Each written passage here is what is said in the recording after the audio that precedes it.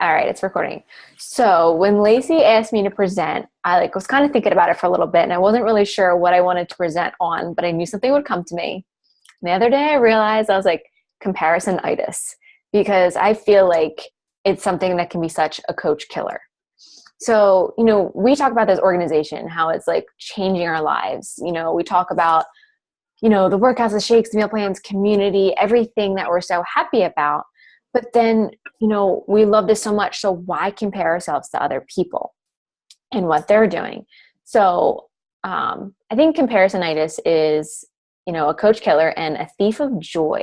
It takes the joy out of what we do. And that's not what we want. We love this. Why not be happy with it? So I know personally, how many times have you compared yourself, or even have you done it recently, compared yourself to another coach in one way or another? Pretty sure I did it this week. We compare ourselves to other coaches with rank, with, money we're making, with our Success Club points, number of posts someone's able to do a day, type of posts, type of groups, number of coaches, number of invites. And I feel like the list can go on and on, that we just compare ourselves oh, I'm not doing as well as this person in this area or in that area. And I caught myself doing this, and I realized I was doing it, and I realized how negative it was being to me, because I heard someone say this. I forgot who said it, but we can't compare our step 2 to someone else's 22 or 222. We don't know, how long they've been doing this, certain coaches. We see these people, or, what other steps they've taken. So, we can't compare ourselves to any other coach but ourselves. Maybe they've been doing this longer, have more resources, have just found a process that works for them. So they're a little bit farther. There's no point in comparing ourselves to other people, because what's the point? Amy Silverman, I remember she said on one of the national wake up calls, and it hit him for me. She was like, you're most likely exactly where you're supposed to be. We're working hard. All of us, especially on this call, we're here, we're showing up, we're growing our businesses. So we're where we're meant to be. And I'm a big believer in everything happens for a reason. So that hit home. And I was like, that is so true. Yes, I'm sure we'd all want to be a little bit farther, make a little bit more money. But in reality, we're most likely exactly where we're supposed to be in the moment. If we compare and try to be someone else, do what they're doing, we may get overwhelmed and fall apart. Then what good does that do anybody? It doesn't do any good to yourself, to your spouse, your family, and your team or your business. So comparing yourself to other people and trying to be someone you're not, ultimately, I feel like it just kind of makes you fail and gives you a setback instead of getting you moving forward. So, with this business, we all have different goals. We all have different responsibilities, different amounts of time. I remember a coach who started around the same time as me on my uplines team. She is killing it. She doubles the points I do every month. She does the same. She works her spouse's business. I'm like, how the heck does she do that? How? And I'm like, what am I not doing? And then I caught myself. I'm like, I don't know her situation. I know she has a family, so I'm thinking I only have a fiance. Why can't I do that? But I don't know her hours at her other job. I don't know where she finds her power pockets, and I don't know, her methods or her resources. So, I can't compare myself to her. I'm a person.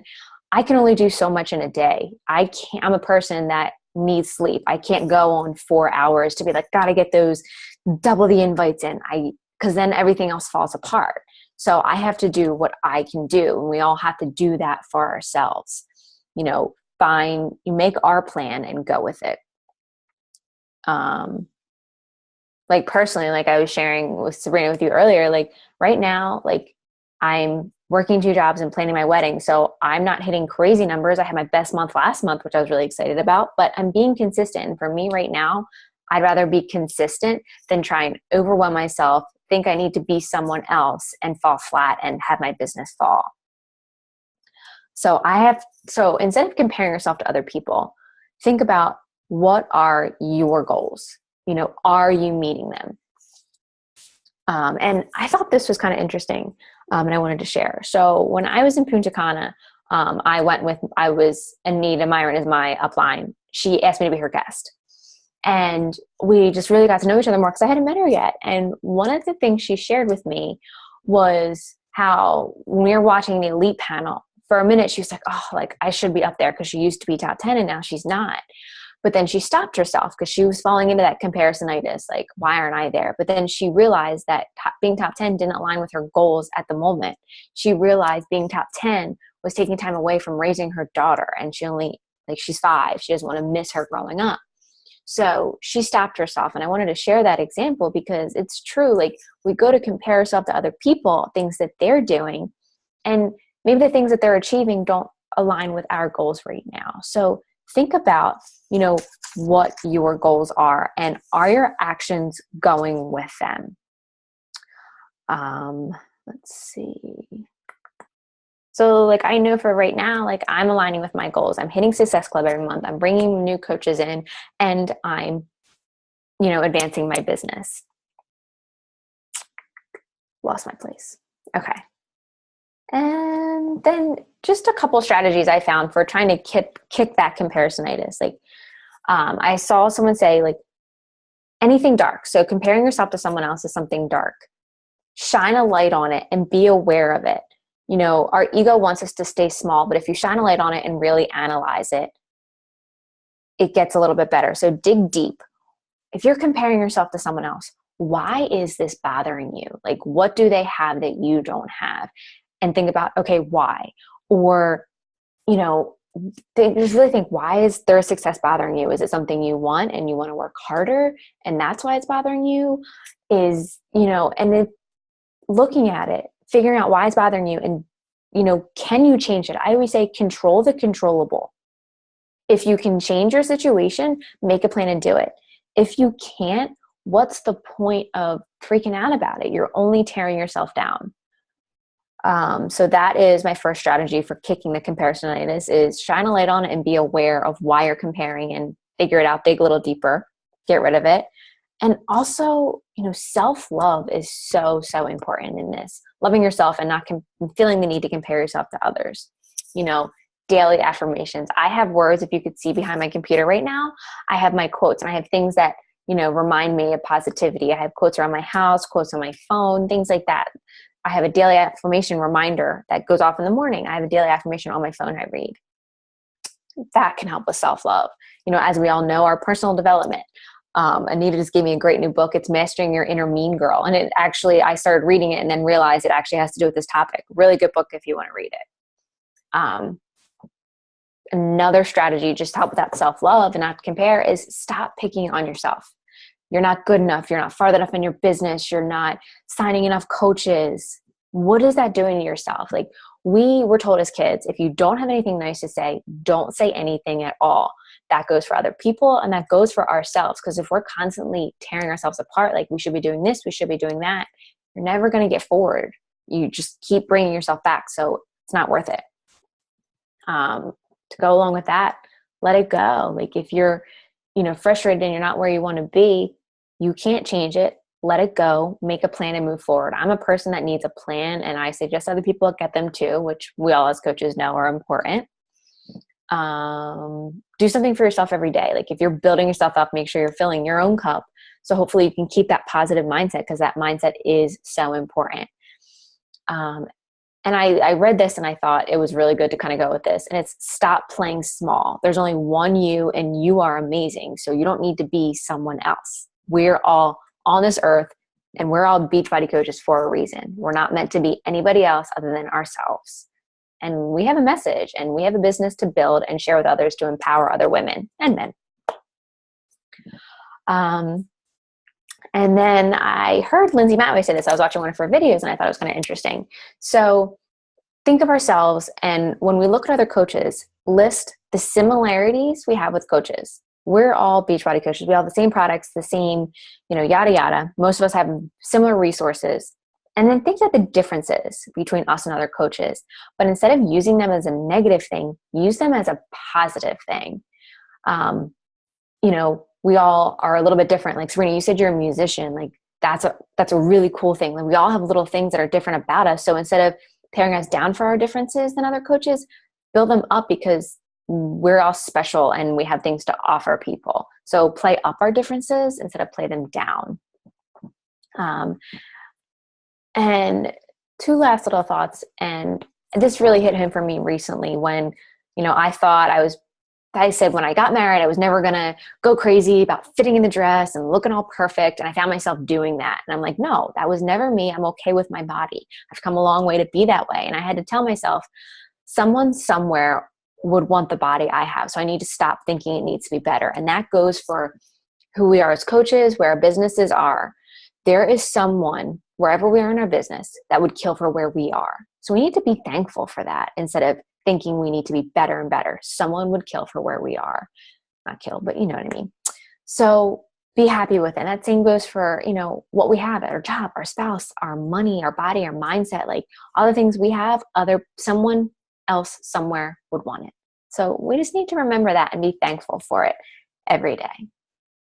So that's what I put together for comparisonitis and how it's not worth it to have it rule us as coaches. We are who we are, and we should be thankful and celebrate it. So that's what I got. Did I mute you guys? I muted myself just in case. My cat was being crazy, so I'm like, oh God. Okay. Well, that's what I put together. What do you think? That's awesome. No, seriously, that's great. It kind of goes aligned with the National Wake Up Call from this week. That's like the one thing that really will kill a coach is not like the self-love. And I'm struggling with that right now. I feel like, because I feel like the second that I stop showering them with attention and power and just everything, information, training, they stop, and it's really, I really believe it's because of lack of belief in their own abilities. So like I'm trying to rack my brain on how to empower them, but I have to do it in a way that's like pushing them out of their nest almost. Yeah. So I don't know. That's tough. Like that's what, like, I know, like with my coaches, like I try and like empower them, but like I kind of like, it's hard. Like I do a little bit, but not a lot, because like the way I started as coaching, it was like, here are your resources, here, go build your business. Let me know if you need anything. And like, I was self-started. I'm like, cool. All right, let's do this. And it's hard to like find the line. Like you want to shower them with love, but you want to push them out. Like I want them to just like do it, but I need to find that, like, give them the self-love too. Like, it's like, we both have to find, like, I feel like a balance. And like, so do your coaches right now, do they like rely on you for like everything, or? Yeah, I only have a few.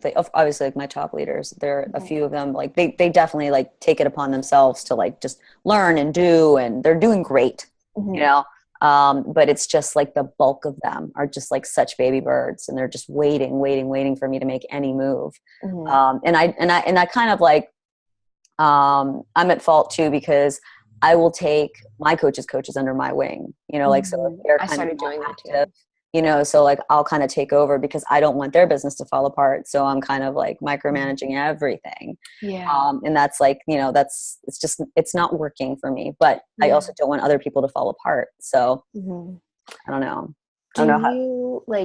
Will your coaches and your downline like message you all the time and like text you all the time? No. So will you reach out to them? Like, no, it's just like, our team culture is pretty good. So like they know how busy I am. So they know to go on to the team page, and they do that. They'll like go there and they'll like have conversations, and, so I'm not one of those coaches that like are overwhelmed with all the coaches coming at me with questions. I wish they did, because if they did, I would feel like they're taking initiative. For me, I feel like they're waiting for me to get on. Every week we have our team call, or wait for me to do that. Wait for me to set things up for them. Wait for me to set up events. And that's my problem. And once I do that, they're great, but they're not going off on their own and doing their own thing. What if you ask someone else, be like, okay, like who, like, give someone else the power, like pick like a person and say, hey, like you're killing it. Why don't you do this week, or you do that week, and start like relinquishing power a little bit and showing them that they can do it. And then like it'll start to catch on maybe. Yeah. Well, no, I do that, but I think the problem is I'm not consistent with that. So I'll do it like basically right before a coach opportunity event or something like that, rather than doing it consistently throughout. Yeah. And so it's just, they're just waiting. It just seems like they're going, and they go again. And rather than like with someone like with us, I'm sure like we're on this call because we're all, we just kind of self-motivated. We don't need anyone to help us. Like we kind of did the business because we want it, because we know how to do that. Yeah. But actually, Sarah, I haven't talked to you at all. Like, do you have any? Hi, Sarah. Like, it's been us. Well, no, I was just given, you brought up I've read Mastering Your Mean Girl, and that actually sparked something in me. I was looking for a good book suggestion to give one of my coaches who is, maybe she falls too victim to, I think she does fall too victim to comparing herself, but every comment, every remark, everything she makes in our team page is negative. We are, trying to do 5 reach outs a day, and her comments are, well, I only did 2. It's not 5, and I'm going to grow my business. My business is going to grow slower than and it's like, how about say, I did 2 today? Like, that's more than I did yesterday. But everything she says is, well, I did 2. I'm never going to have 5 people in one day to invite because my this, and this, and this. And I'm like, I don't have time for these excuses. And I asked her what book she's reading, and she said she's reading You Are a Badass. And I said, is that like lighting you up? Because that book like lit me up. And she was like, I really like the writing style, but I haven't thought about the way the book makes me feel. And I was like, oh goodness.